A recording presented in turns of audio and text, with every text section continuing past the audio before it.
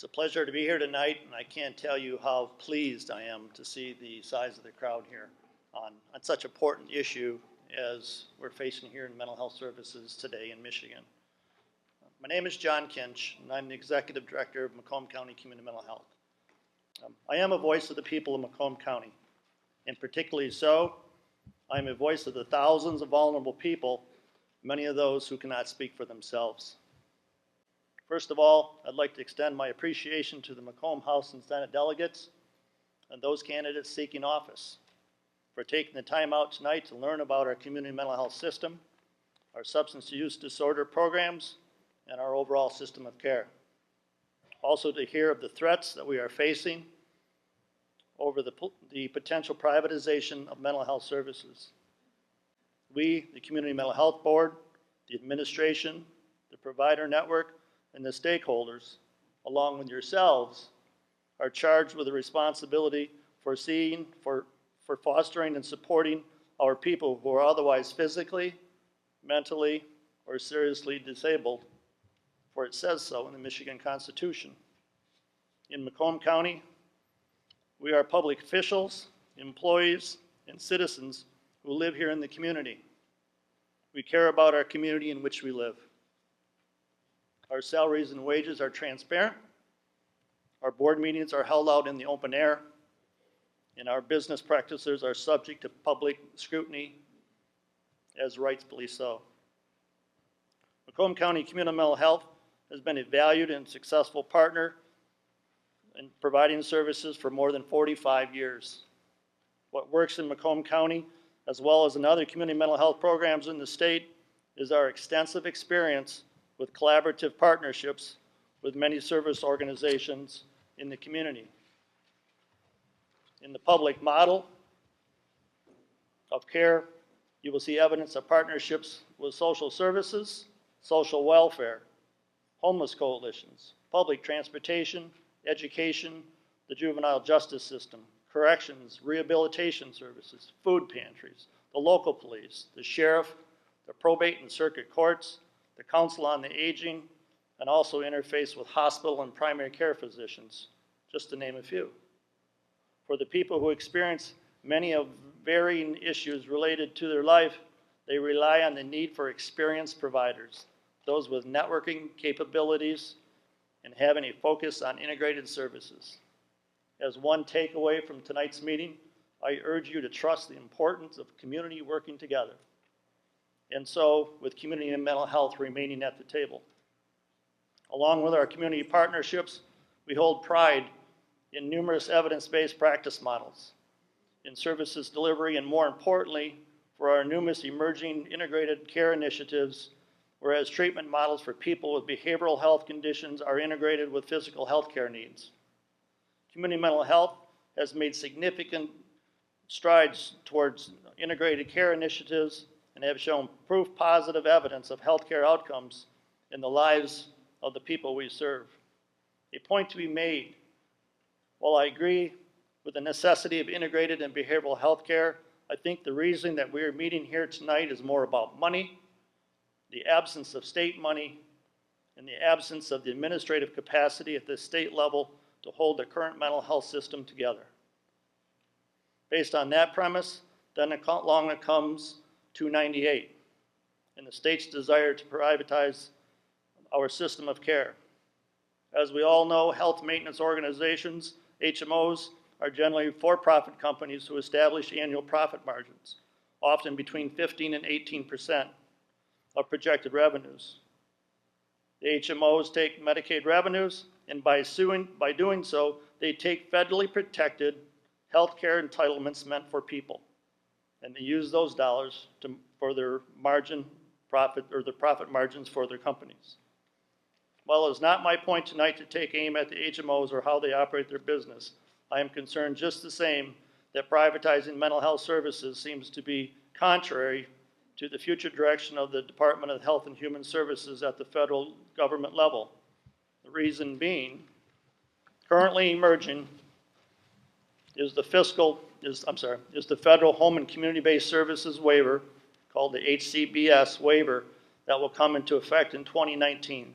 The essence of the HCBS final rule federal intent is to protect persons' right to privacy, dignity, respect from freedom, and respect from freedom and influence from control.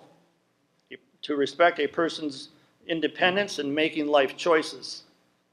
To assist a person's choices of services, supports, and providers.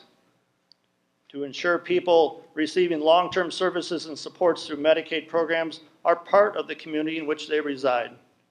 To have access to the same conveniences as people not in Medicaid programs. To have one's own self-selection among all options available. To choose who one wants to live with. And to have independence in making life's choices. To this end, I'm afraid by history the HMOs have little to no experience in its practices to begin to understand the concepts and uphold these core values. I'm afraid the HMOs are out of time and without experience and ability to assure the HCBS final rule, the federal intent, and what that actually means for our people.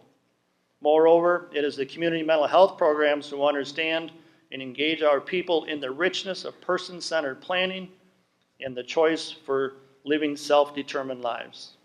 Mental health services delivery must rest with the community mental health services programs.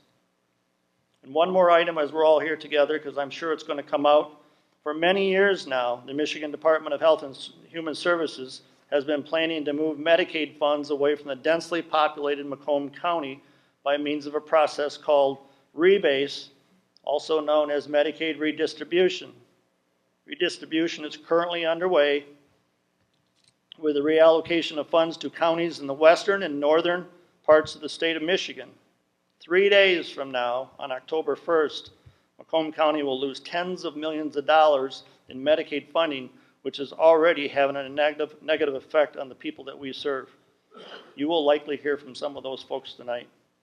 These Medicaid redistribution activities should be of grave concern to politicians, policymakers, stakeholders, and all the people of Macomb County who are in this room tonight.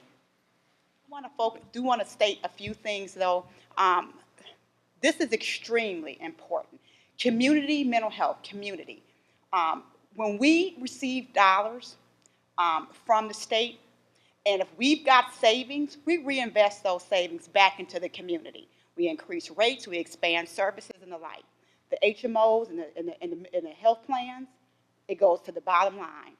I'm going to give you a story that, because Detroit is also one of the My Health Link project participants, demo project, as well as Macomb County. And when we were closing the books for fiscal 15, as you all know, the demonstration project started, I believe, in May, and our fiscal year ends in September. We received approximately $5 million in revenues from the ICOs. When we closed out, it was only about $2.5 million in expenses. So I went to my deputy and I said, well, Ron, I said, so what happens with this, the difference between what we received, the $5 million, and expenses of 2.5?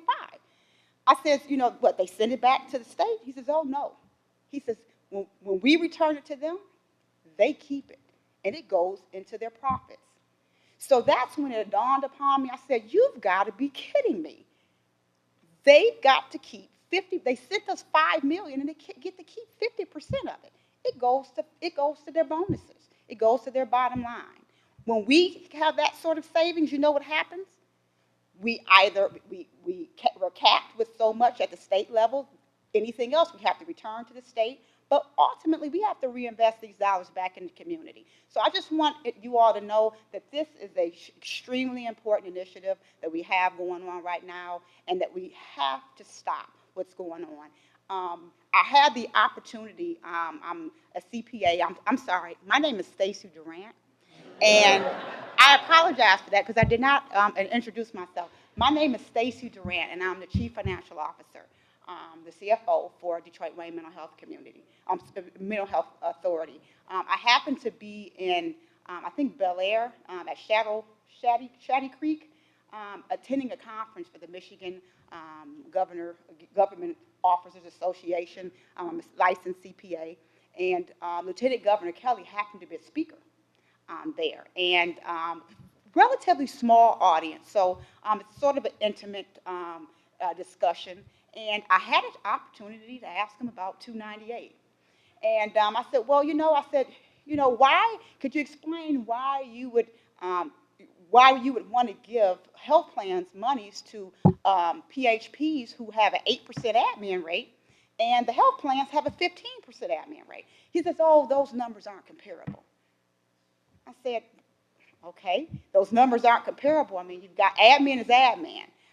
The state dictates what we include in admin, so I'm assuming that they dictate what they include in admin. If this was the other way around, we unfortunately don't have the ability to use and have significant dollars to lobby, because actually lobbying is not permitted, it's prohibited for us to use our dollars that we get from the state for lobbying. That's not the case for the health plan. So they spend quite a bit of money lobbying.